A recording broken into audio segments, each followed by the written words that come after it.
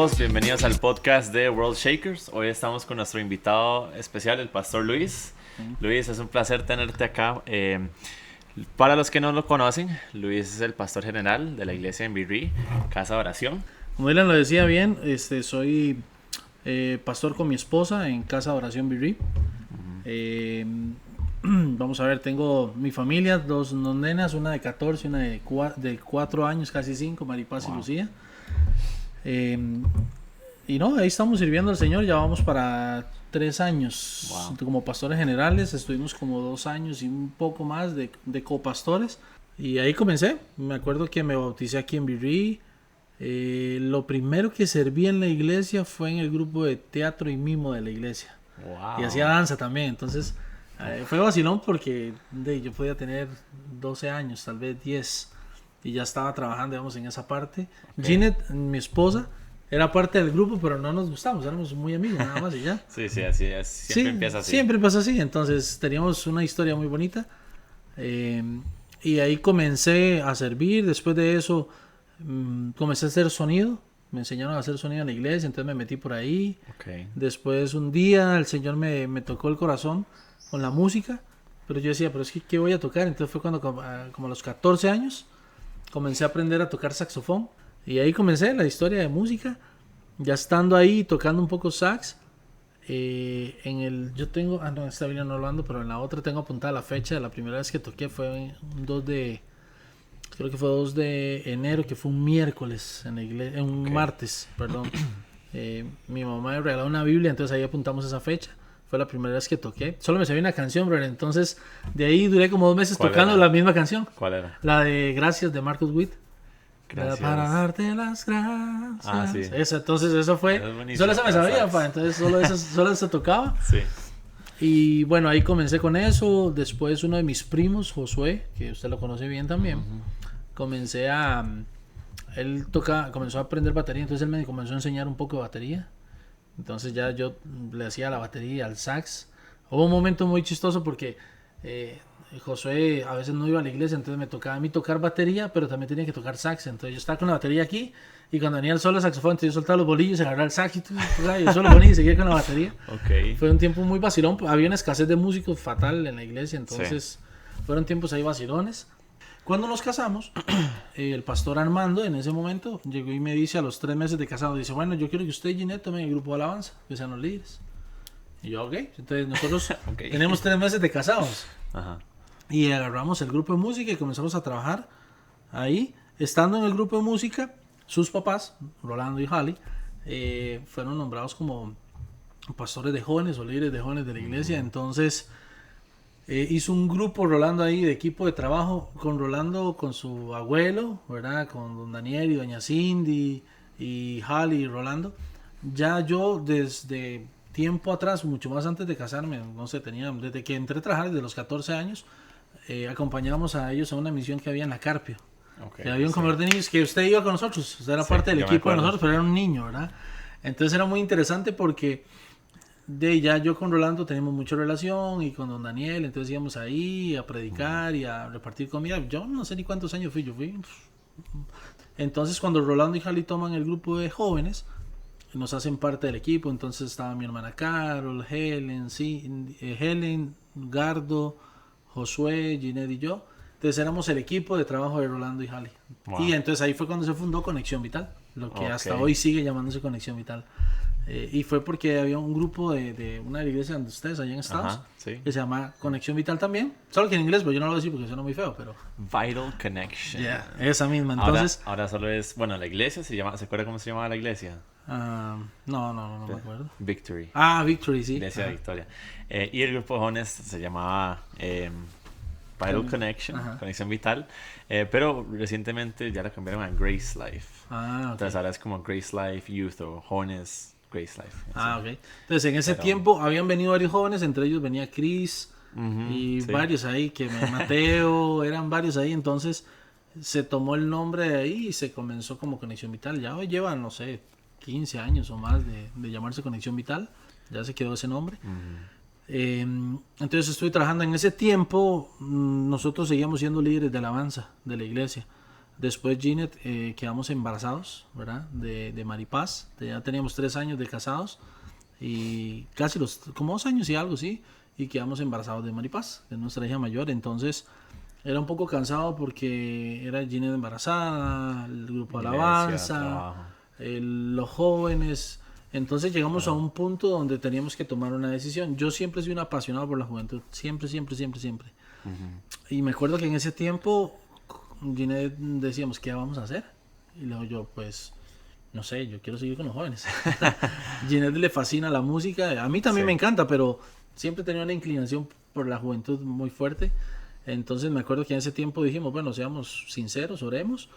Y después llegamos a la decisión de decir, bueno, ¿quién nos necesita más? O sea, ¿dónde hay más necesidad? ¿En los jóvenes o en la música? Entonces, en enero del 22 nos nombran como pastores generales de la iglesia. Entonces ya éramos pastores generales de la iglesia, pastores de jóvenes y líderes de alabanza. De todo. Entonces yo le decía a Ginette, bueno, ¿qué vamos a hacer? Bueno, ya teníamos a Lucía, que es la pequeñita. Ay, no. Entonces, imagínense, en ese momento, eso fue en el 22, Lucía va a cumplir 25, digamos que tenía 2 años y algo.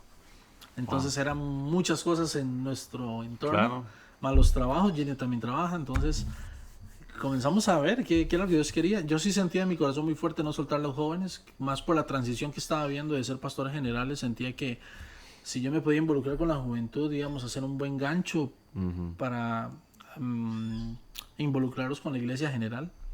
Literal, ustedes pasaron por todo, o sea, en todos los ministerios, lo cual me parece muy interesante porque actualmente en Epicentro estamos en una serie que se llama La Segunda Silla.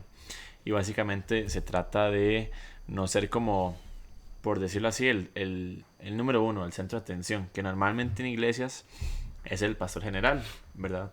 Y como mucha gente sirviendo en la segunda silla, o sea, como de segunda mano, por decirlo así, ujieres, ¿verdad? Grupo de jóvenes, todas estas otras cosas son cosas, no quiero decir secundarias, sino que está como tras bambalinas, detrás de cámaras, por decirlo así. Ajá. Entonces de eso se trata nuestra serie ahorita en la que estamos.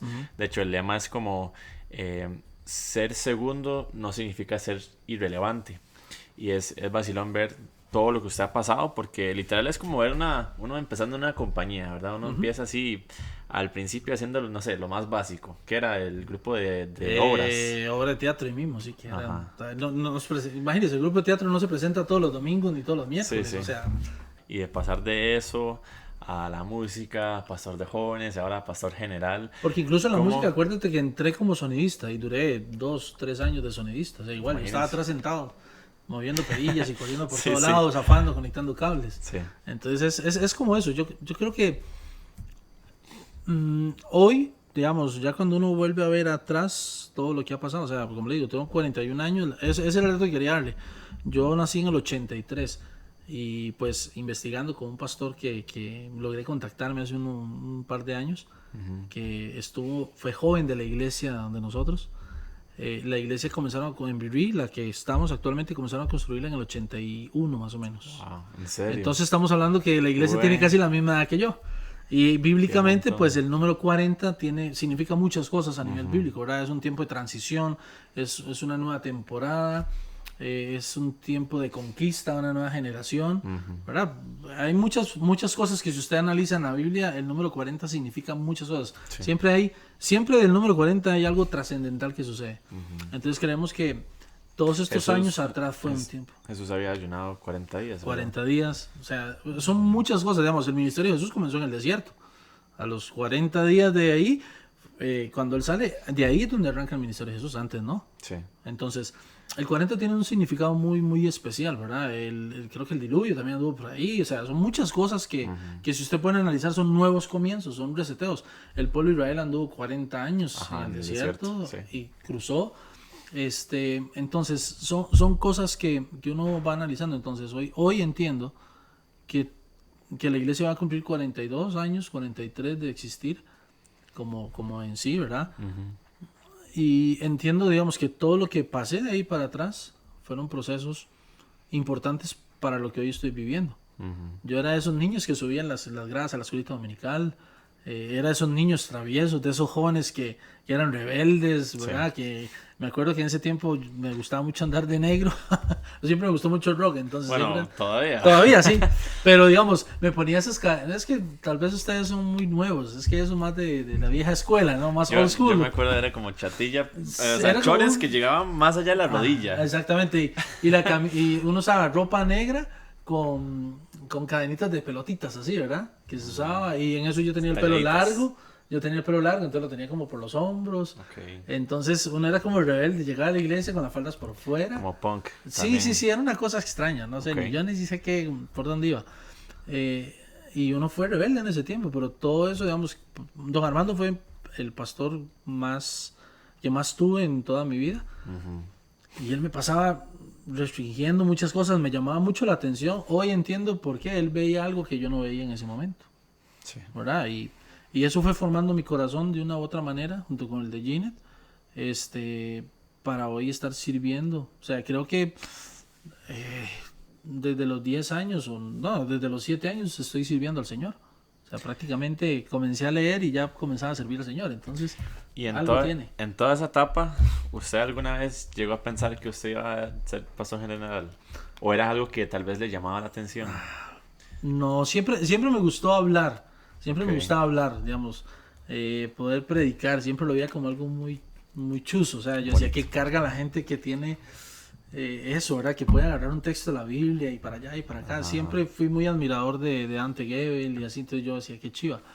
Pero nunca me vi en esa posición. Pensé que podía ser un músico como Marcus Witt, seguro. Oh, Sí, wow. ¿no? Eso es lo que yo decía, seguro. Tal vez no como voz principal, porque no soy Sí, una sí. gran voz, pero sí me imaginé andando con una banda por todo lado. Y Ok. Ginette sí canta muy bien, entonces yo decía, ella cantando y yo atrás ahí ayudando y pudiendo predicar de vez en cuando.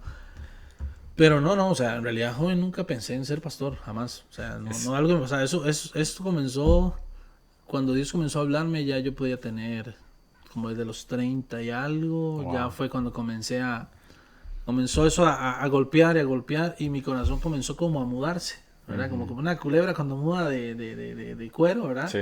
Así, comencé a sentirlo y cuando recibí la iglesia como pastor tenía 38 años. O sea, pero ya había todo un historial atrás de muchas cosas. Ya había entendido por qué pasé por discipulados, por reuniones, por células.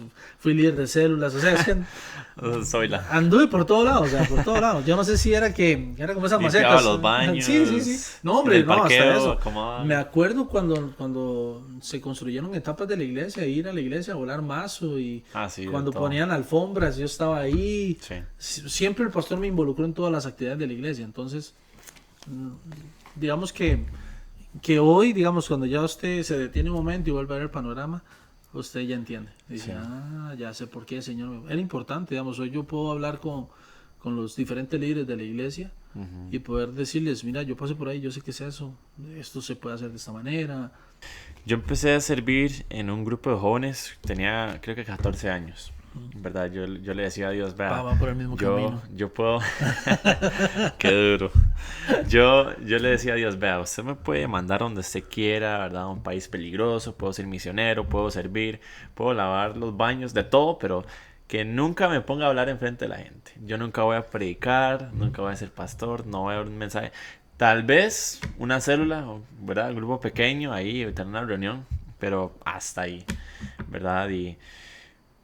Y ahí lo que me enseñó es que uno nunca puede, suena raro, pero uno nunca puede estar cómodo con Dios. Dios siempre lo está incomodando, siempre lo está moviendo de lugares. Y en Dios no existen los desocupados. Él busca a los que están ocupados. Sí, Si usted está ocupado, Dios te va a dar más trabajo. claro. Porque sabe que sos responsable para tener más. Porque dice que si en lo poco me eres fiel, en lo mucho te pondré. Entonces, Eso era ahí mi donde otro entra. punto. O sea, yo saco como un montón de cosas de eso, pero eso es otra cosa. O sea, usted desde niño, ¿verdad? Estaba yendo a la iglesia, sirviendo, en cosas que tal vez usted no... Es que no quiero decir que no sean relevantes, porque pues sí. Y creo que hay mucha gente en la iglesia que tal vez piensen que su trabajo es inferior, por decirlo así. Pero, de hecho, en esta serie de Segunda Silla queremos motivarlos a los chicos que no importa qué es lo que uno haga, sino que si lo haga para la gloria de Dios, es un ministerio, ¿verdad? Usted... Es que la Biblia lo dice, Dylan. La Biblia dice que somos un cuerpo. Y como cuerpo todas las partes son importantes. Si usted se pone a ver el cuerpo físico, las cejas son súper importantes porque ellas son las que evitan que el sudor entre en nuestros ojos cuando estamos haciendo algún ejercicio o estamos trabajando. O sea, todo tiene una razón de ser. Entonces un cejón suda mucho. Sí, exactamente. O sea, Básicamente. son los filtros que hay. O sea, todo. O sea, los vellos del cuerpo, dentro de lo que he podido encontrar y averiguar, cuando usted está transpirando, ellos se mantienen húmedos y mantienen la temperatura del cuerpo de una manera ideal. Y así, pues, una infinidad. Entonces, la misma Biblia dice que las partes más pequeñas que pensamos que no son útiles terminan siendo lo más importante que hay. Sí. Entonces, uno como pastor, digamos, yo me pongo al frente y a predicar, pero si no hubiera alguien que está encendiendo las luces, alguien que abre la iglesia, alguien que prende el equipo de audio, alguien que le sube el volumen, alguien que conoce de eso, pues el trabajo de uno sería más enredado. Entonces, al final, todo es importante. El hermano que está recibiendo los de la puerta, tal vez yo llego y no puedo recibir a todos, me encantaría recibirlos, pero los hermanos de la puerta hacen ese trabajo, los reciben, venga, siéntese por acá. Entonces, igual, si no existiera la persona que limpia, es que yo creo que tenemos algo importante que entender, y es que a veces el trabajo en la segunda silla es mucho más representativo, no importante, sino representativo para el que está en la primera silla. Porque el que está en la primera silla un día pasó por esa segunda. O sea, nadie va a llegar de aquí, del punto C al A, si no pasa por el B. Claro. Es matemático, o sea, no podemos llegar al 3 si no contamos el 2. Sí, ¿verdad? eso es bueno. Entonces, es valorar en lo que Dios nos da. Y si usted está siendo fiel en lo poquito, o sea, yo se lo he dicho a usted, yo ya le digo Pastor Dylan. O sea, para mí ya eso es Pastor Dylan. Pastor Dylan. Mi futuro... Qué raro suena eso. Sí, pero nunca... no importa. Nada, pero yo siempre se lo seguiré diciendo. El día que ya se consuma, es a decir, usted fue el primero que me lo dijo, ya, bueno. Pero al final, mira, yo lo veo, por ejemplo, con ustedes, con el grupo que tienen aquí, ¿cómo comenzó? O sea, de algo pequeño. Y eso va impactando a otros. Y todos son importantes. Y las necesidades se van creando. Porque al principio era usted solo, tal vez con Marianita, y y hablando. Pero ya llegó alguien y dice, no, pero metámosle un poquito de música. Bueno, pero ¿quién lo hace? Porque usted no canta. Ahora ya eso lo sabemos. Oh, wow. Ya, no, mentira. Es cierto, no, o sea, no canta, va ya, a fingir que no. No, o sea, no vamos a resentidos por algo que es cierto, pero... Sí, no. Y así van saliendo. Entonces, al final todos están siendo útiles. Todos van siendo útiles de una u otra manera. Porque impulsan el ministerio. Al final esto no es de hombres, es de Dios. Entonces, lo que hacemos va a ser para que el ministerio, para que la obra del Señor se extienda. Al final, si yo le dije al Señor, si yo me tengo que quedar como sonidista, me quedaré como sonidista. Sí. Pero cuando lo haga, lo voy a hacer con excelencia, parece que está ahí. Y hay que honrar. Entonces, esos son los procesos. Yo creo que uno tiene que ir aprendiendo eso. Tan importante es pararse frente a una iglesia, predicar, como hacerlo desde una casa, Claro. en el bus, en un avión, en bicicleta, donde usted esté. Pero el tema es hacerlo. O sea, yo creo que el tema no es donde lo haga, sino hacerlo. O sea, donde usted esté, pero hacerlo. Ahora usted lo hace más de avión, porque ahora el pastor es internacional. Pasa para arriba y para abajo. No, hombre, no. ¿Dónde andaba? En Guatemala era. Sí, en Guatemala andaba con el apóstol Kerry y su papá. Andábamos con él y con el pastor Noé, que está allá en Guate. Saludos a Noé, si lo está viendo. Sí, Noé, espero que lo vea. Yo le mando el link. Ok. Sí, así que... Suscríbase, ¿verdad? Sí, si no, pa. Si no cuenta. Sí, andaba ya en Guate, era mi segundo viaje a Guate, la verdad. Bueno, en realidad yo he viajado muy poco. Fui a Nicaragua con un grupo de misioneros, se llama Sin Límites. Era un grupo de iglesias, de jóvenes de varias iglesias, y me invitaron esa vez. Fue mi primera experiencia fuera del país. Fuimos a Nicaragua, fuimos en bus. Fue muy chiva, la verdad, fue una experiencia muy bonita. ¿Cómo le fue en la frontera? No sé, duramos hora y media pegados en la frontera, porque el que iba dirigiendo dijo que éramos un grupo misionero, entonces nos frenaron como hora y media, pero al final fuimos. Ahí fue donde, en ese viaje a Nicaragua, Dylan, fue muy sorprendente, porque llegó un pastor que ahora es muy amigo mío, el pastor Josué Solval, de Guatemala también. Nosotros estábamos allá en Nicaragua, él llegó sábado y predicaba domingo. Yo estaba hospedado en otra casa con mi hermana y con otra gente. Entonces, cuando llegamos al lugar donde estaba él, lo conocí. Hola, ¿cómo estás? Mucho gusto, Luis. Él se fue, yo me fui para el otro lado. El día que él predicó fue muy interesante, porque ya dio la prédica y todo. y como misionero, ¿verdad? Usted sabe, los que estamos sirviendo, cuando va el tiempo de administración, yo me pongo de pie para ir a ayudar, ¿verdad? Que si hay que ayudar a alguien o pasarle algo al pastor. Me acuerdo que estando ahí, este brother Solval me llama y me dice, Luis, bueno, entonces ya me acerco. Entonces yo voy así como para escuchar qué me va a decir, ¿verdad? Dice, no, es que tengo que orar por vos. Yo, bueno, está bien, el primero, brother, seguro toda la gente en Nicaragua, si este viene con ellos y me roba, ¿verdad? Que Sí, qué incómodo. fue incómodo, pero yo no lo busqué, entonces yo me acerqué y me dijo, esa fue, digamos, el día que yo ya yo tenía como un año o más de Dios estarme hablando del llamado. Ya me estaba haciendo como el loco, ¿verdad? En la iglesia había recibido un par de palabras de gente que había venido, pero ese día marcó algo porque estando allá solo, mi esposa no estaba, ella estaba embarazada de Lucía, entonces no fue. Este brother me dice, mira, Dios me dijo que viniera a Nicaragua para dar una palabra, pero me dijo que había un varón que se llamaba Luis que tenía que darle esta palabra, así con nombre y apellido. Y yo, ajá. Me dice, entonces Dios dice, solo vine para decirte, Dios dice que dejarás de llamarte Luis y ahora te llamas Pastor Luis. Wow. Y va a ser en tu casa donde vas a servir. Porque esa fue otra duda que yo le decía a Dios, pero usted quiere que sea pastor, pero ¿a dónde? ¿Dónde me voy a ir a meter? Entonces fue muy interesante porque desde ese día le puedo decir con propiedad que las cosas comenzaron a cambiar en mi vida. Wow. Llegué a la casa y ¿qué pasó? Y yo, no, si tengo que contarle al Guillo ahí. Mínimo. Una cosilla ahí. Y a los días me dice, bueno, ¿qué pasa? Es que Dios quiere que yo sea pastor. Sí, es que...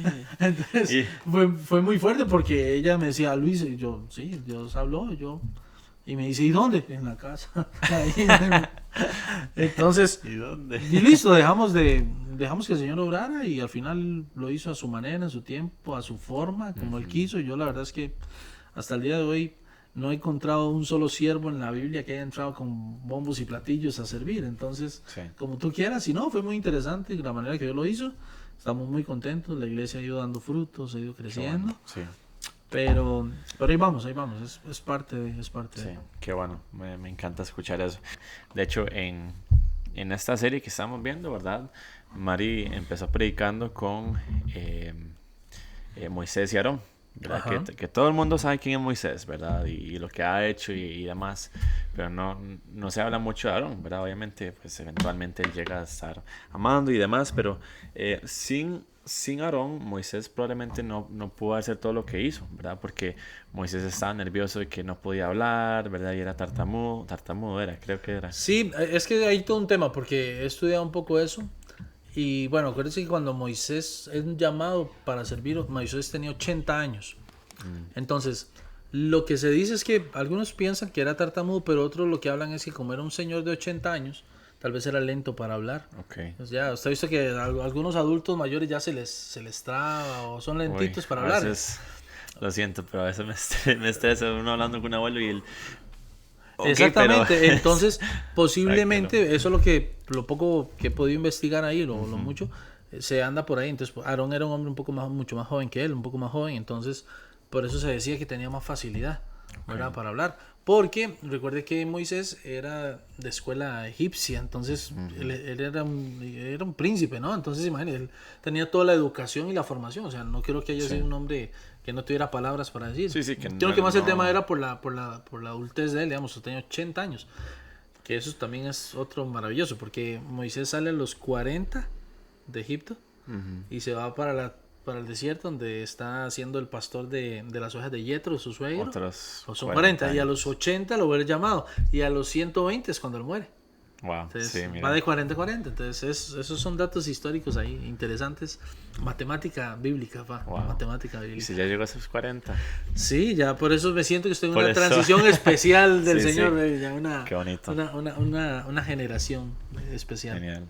Sí, y también estábamos hablando de lo que es Pablo y Silas también, ¿verdad? De cómo Silas lo acompañaba y me pongo a pensar, ¿verdad? Usted siendo pastor, usted no puede hacer todo, usted no puede hacer todo lo que usted hace sin esa otra persona, ¿verdad? Sin ese Aarón, sin ese Silas, ¿verdad? Y por eso me encanta ver lo importante que es de tener un equipo, ¿verdad? En nuestro grupo de World Shakers tenemos unos lemas ahí que seguimos, unas bases. Una es que vamos juntos y no solos, ¿verdad? Que dos son mejor que uno, ¿verdad? Y que podamos corregir y ser corregidos, porque es muy importante el tema del equipo. Entonces eso me surge otra pregunta para usted. O sea, ¿cómo les ha ido a ustedes siendo pastores generales, encargándose de tanto? Porque está el ministerio de niños, de jóvenes, del ministerio de... Son como 13 grupos más o menos. Imagínense. Sí. Bien, lo que pasa es que es donde entra eso que usted dice de la segunda. Me gustó ese término, la segunda silla. Si usted lee en Hechos, cuando habla de Saulo, ¿verdad? Se convierte en Pablo, ¿verdad? Es un hombre ahí que trasciende.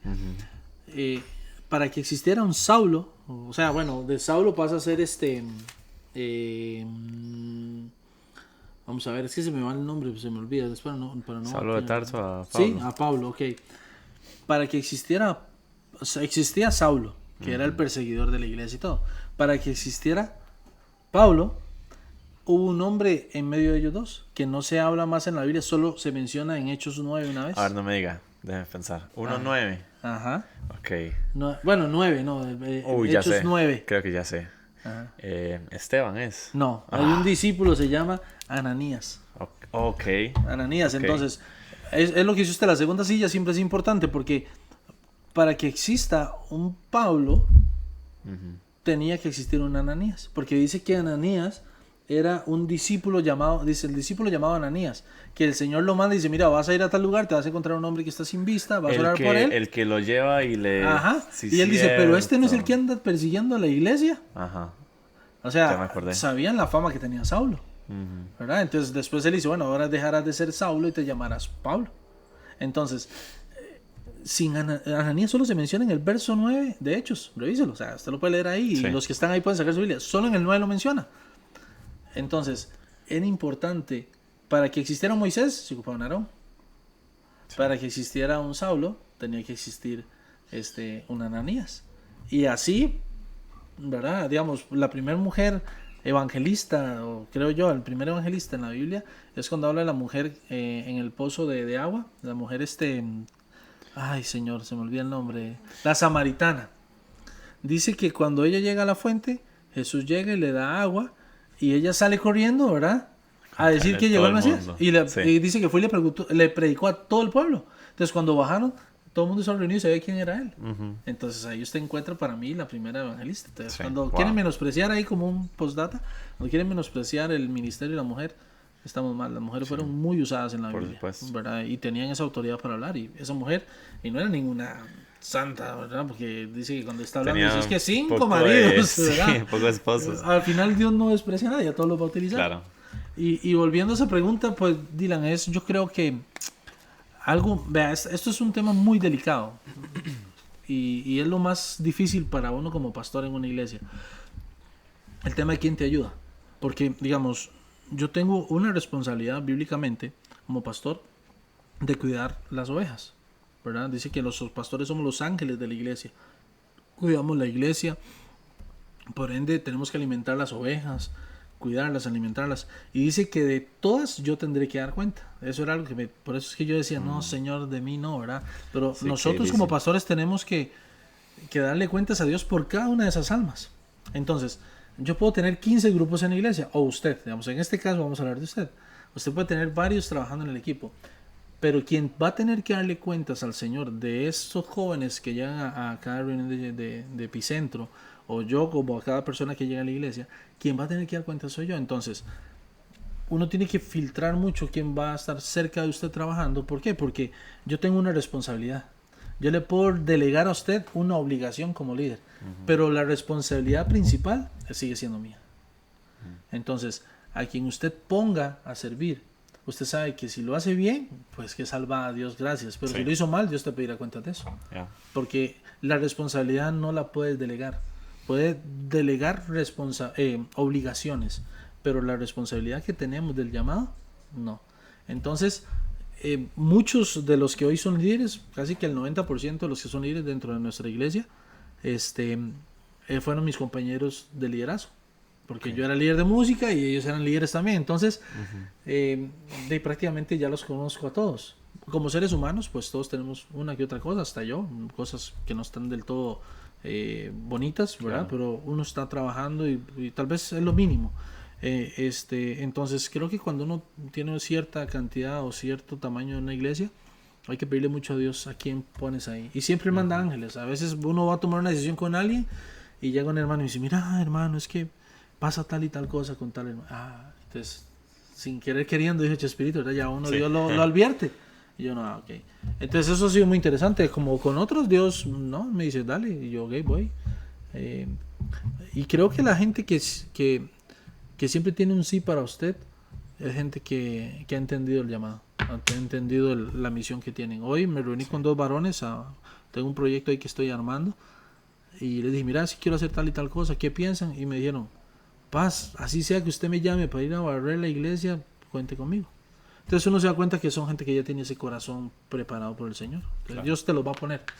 Pero ha sido interesante la comunicación, sí se delega mucho, digamos, hay mujeres, hombres, niños, la juventud, los servidores, misiones, que ahora tenemos misiones, la música, alabanza, danza, la escuela bíblica,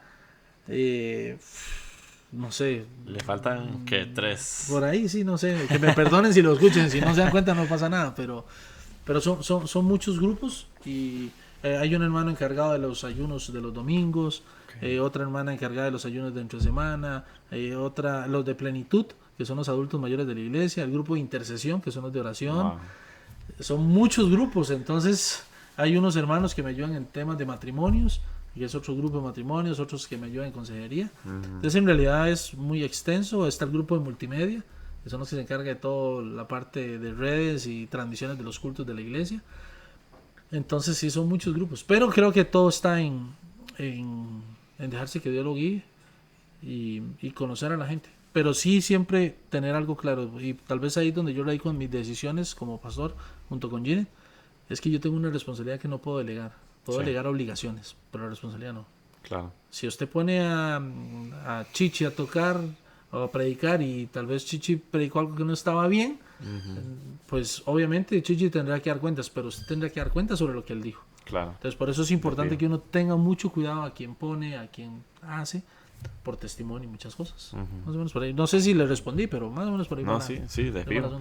Sí, volvemos con lo poco te he encargado, con lo mucho te voy a encargar, ¿verdad? Lo poco has sido fiel. Y pues estás encargado mucho, es toda una iglesia. Y pues yo sé que puede ser difícil, bueno, ni me imagino, pero para usted, cuando ustedes, ¿verdad? Se hicieron pastores, o inclusive actualmente, ¿qué ha sido lo más difícil que crees usted que al ser pastor, ¿verdad? Tener ese rol? ¿Qué ha sido lo más complicado? Ya sea físico, espiritual, ¿verdad? Bueno, físicamente es muy agotador. Digamos, mi rutina de día a día, digamos, es levantarme tipo 5:30 de la mañana, 5, algunos días orar, otros días ya a las 5:30 porque hay que levantar a mi hija para que se aliste para el colegio, a la otra alistarla para llevar a la escuela, irme para el trabajo de 8:30 a 6 de la tarde. Entonces, durante el día entran mensajes de algunas cosas de la iglesia, entonces mientras estoy trabajando ahí apenas puedo mandar un mensajito ahí, ¿verdad? Pero por ejemplo llego a la casa casi a las 7, si es miércoles de culto, pues es nada más llegar, cambiarme y volverme a ir para la iglesia, o a veces del trabajo paso directo a la iglesia, entonces Ginette me lleva ropa, y si le digo que tengo hambre, entonces me lleva un juguito y un pancito, entonces me lo como en la oficina rápido. Los demás días y los lunes que hay ensayo, entonces Ginette tiene que ir a ensayo, entonces yo me tengo que quedar con ellas, con Lucía sobre todo, y si no, pues aprovecho para ir a la iglesia a una reunión. Los martes generalmente trato de reservarlos un poco para las predicas de los miércoles, para sacar un poco de tiempo ahí, para complementar. Entonces digamos que yo todos los días me voy acostando tipo 11:30. Y ya a las 5 me voy levantando. Obviamente tengo que sacar mis tiempos de oración. O sea, ¿cómo haces? Es full, brother, es full, no, es muy cansado. Entonces, por ejemplo, mi hora de almuerzo en el trabajo, yo almuerzo 15 minutos y me acuesto a dormir. O sea, me tiro ahí al suelo y me duermo unos 30, 20 minutos porque lo necesito. Claro. Y un domingo, un día como hoy, digamos, un día de culto, de yo ya a las 7, 6:30 estamos levantados. Hoy tenemos una reunión antes del culto, entonces a las 9. Entonces tengo que programar reuniones antes del culto y los domingos antes y unas después. Ahí. Espiritualmente, pues también porque uno trata de no cargarse de las situaciones de la gente, de los hermanos, que cuesta mucho. Sí. Más si usted lo quiere y usted tiene un corazón ahí, entonces a usted le duele cómo se sienta la persona, Sí. ¿verdad? Entonces, eso es un poco cansado. Difícil decirle a la gente lo que no quiere escuchar. Wow. Sí. Eso es lo más difícil. O sea, usted viene por un Concuerdo. consejo y tener yo que decirle a usted Concuerdo. no lo que usted quiere escuchar, sino lo que tiene que escuchar. Entonces, esa parte es muy difícil. Por ejemplo, cuando hay personas que viven en unión libre y tener que decirle, mira, brother, Dios no te va a escuchar mientras sigas viviendo en ese desorden. Tienes que ordenar tu vida, punto. Claro. O sea, no vamos a tapar el sol con un dedo. Entonces, esas cosas son las que son difíciles, ¿verdad? O a un joven que le dice a uno, bueno, usted honra a sus papás, lo respeta. No, es que, o sea, ahí está el principio de todo. O sea, la palabra nos dice que si tenemos que honrar a nuestros padres, no nos está diciendo si son buenos o malos, dice que los honremos. Sí. Entonces, yo creo que en esa parte, lidiar con conflictos, ¿verdad? Porque donde hay grupos de personas siempre va a haber roces por una u otra. Claro. Entonces, esas cosillas son como lo más complicado. Pero sobre todo, lo que más me ocupa es tener una buena relación con Dios para cuando alguien viene por un consejo o por algo, poder decirle no lo que yo creo, sino lo que Dios ha puesto en mi corazón. Sí. Entonces, en la búsqueda de esa sabiduría es lo que más uno pasa ahí. Claro. Y en temas de prédica, pues, que siempre sea lo que Dios quiera. Eso le iba a preguntar, o sea, Mari y yo nos tratamos de turnar, ¿verdad? Para que no se sobrecargue uno y demás, ¿verdad? Pero, no sé, ¿cómo lo manejan ustedes? Bueno, vamos a ver. Primero, Ajá. antes de cambiar ese tema, sí me gustaría decir, nosotros tenemos otra base en el ministerio que es tener, si es necesario, tener las conversaciones difíciles, ¿verdad? Porque muchas veces lo ven a usted como el bueno, por decirlo así, y lo eres, ¿verdad? Siendo pastor. Pero no siempre significa que usted va a tener la respuesta que ellos quieren. La mayoría de las veces es lo opuesto, ¿verdad? Y sí, es difícil. Es difícil, una- pero dirán, vea, si usted se pone a analizar, y eso, yo un día hice el ejercicio con algunos hermanos de la iglesia y les dije, vea, mucha gente viene a pedirle consejo a uno, pero le puedo asegurar que el 70% saben la respuesta Antes de preguntarlo, sí. antes de preguntar. De fijo. O sea, lo vienen a buscar a uno, pero ya saben la respuesta, porque mucha gente llega, pastor, mira, es que tal y tal cosa, y le digo yo, "Ajá, ¿y qué piensa usted? No, yo sé que tengo que cambiar esto y tal. Sí. Y yo, ok, y le doy yo, y me dice, entonces, ¿qué piensa usted? Lo mismo que usted me acaba de decir. Pues, tienes que hacerlo, o sea. Sí, tal vez inclusive buscando confirmación. Sí, exactamente. Algunos me dicen, mira, ahí está, o sea, está la luz, o sea, esta vuelta no es tan complicada, Dylan. Este tema es de darnos y ponernos a cuenta con el Señor siempre Sí. y saber qué es lo correcto. La Biblia es la mente del Señor. O sea, si usted quiere saber qué es lo que piensa el Señor, lea la Biblia. Ahí están todos sus pensamientos. Todos sus pensamientos. ¿Y qué es cuál es la voluntad de Dios? Léala, ahí está también. Dice que Él tiene pensamientos de bien y no de mal para nosotros. Nos dice también que vendrán, dice, muchas son las aflicciones del justo, pero de todas nos librará el Señor. O sea, Él sabe que vamos a sufrir, sabe que la vamos a pasar mal, pero de todas nos quiere ayudar. Sí. Entonces, esa parte es entender. Yo creo que muchas veces, y usted lo tiene que saber, y porque me dijo que sí, a veces le vienen a pedir un consejo y ellos tienen la respuesta. Sí. O sea, nosotros no descubrimos el agua tibia. El agua tibia está ahí. O sea, Sí. y a veces es eso, llevar a la gente a la realidad de darse cuenta de que la solución está ahí a la mano y que la decisión es de uno. O sea, Claro. usted decide si quiere vivir bien o quiere vivir mal. Usted decide si agrada o no agrada al Señor. Las prédicas, ¿cómo lo manejan? Bueno, vamos O a sea, ver. yo sé lo que Dios quiere y Sí, demás, pero, sí, o sí, sea, sí. Vamos a ver, obviamente es que tiene es haber interesante. algún- Bueno, yo tengo la bendición de que el amor de mi vida, mi esposa, porque puedo decirlo con propiedad, estoy súper enamorado de ella, sigo Oh, enamorado wow. y seguiré enamorado. Ella pues tiene el llamado también, entonces cuando es así es mucho más sencillo para uno, porque caminas con alguien que siente lo que usted está sintiendo. Sí. Y dice la palabra que es nuestra ayuda idónea. Entonces, la ayuda idónea es alguien que va a estar en los momentos que los necesitas y en los que no los necesitas. Siempre va a estar ahí, Sí. en cualquier momento. Entonces, Jenny y yo nos turnamos los cultos de los domingos. Un domingo ella, un domingo yo. Eso es lo que hacemos como para equilibrar, ¿verdad? Porque tanto ella trabaja, yo también. Entonces, nos equilibramos. Siempre revisamos la prédica uno del otro. No para ver qué hay malo, sino porque tal vez yo, de lo que ella de lo que va a hablar, tal vez yo le digo, Gine, pero acuérdese aquel versículo. o se Aportar. acuerda tal cosa. Entonces, bueno, sí, cierto. Entonces prácticamente nos aportamos o dentro de la estructura tratamos de decir, no, mira, yo creo que esto mejor déjelo para el final, cierre con esto, más chiva. Pero a veces hay meses que hablamos, Gine, este mes ¿por qué no hablamos del Espíritu Santo? Sentí una carga en oración, ok. Y a veces no, a veces simplemente, digamos, yo tengo que predicar el domingo y ya hoy Dios me habla, tal cosa. Yo, ok, entonces ya comienzo a pensar en eso. Ahí lo vamos acomodando. Sí, Mucho. lo que va saliendo. Sí, sí, más o menos. Nosotros, sí, yo por ahí parecido. Normalmente yo siento que Dios me habla a mí de algún tema, ¿verdad? O me viene hablando varios días o semanas, ¿verdad? Acerca de eso. Y ya nos gusta sí reunirnos con el equipo y planearlo un poco más estructurado, ¿verdad? Digamos, como esta serie estamos en 4 partes, ya llevamos 2, ¿verdad? Aarón, Silas, vamos a hacer... ¿cuál es el tercero? Juan el Bautista. Ok. Y el último, no me acuerdo. Vea, Juan Josué. el Bautista. Sí, Josué. Josué. Vea, Juan el Bautista fue un segunda silla bravísimo. Claro. Bravo.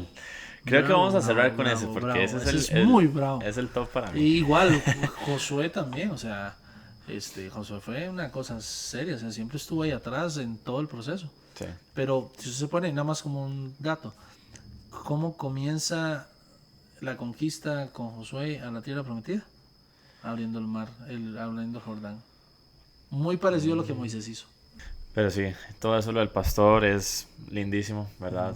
Es lindo ser pastor, difícil, ¿verdad? Tiene que tomar decisiones difíciles, pero Luis, fue un placer tenerte acá. Hombre, gracias.